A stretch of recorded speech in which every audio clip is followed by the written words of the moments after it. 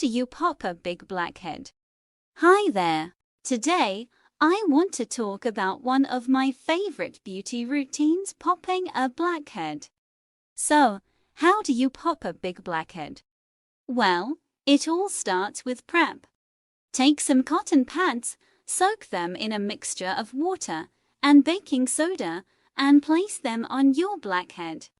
Once they're saturated, gently push them out with your fingers.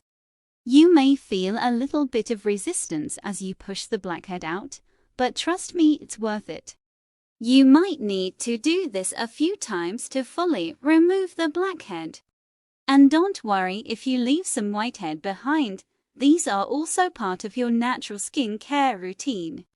Popping a blackhead is a great way to get those pores clean and unclogged, but it's important to note that it's not a quick or easy fix. You should definitely be consistent with your popping routine to see the best results.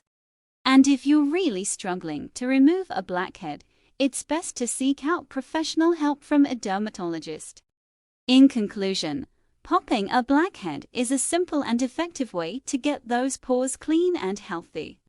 Just remember to be patient, use the right tools, and most importantly, have fun with it.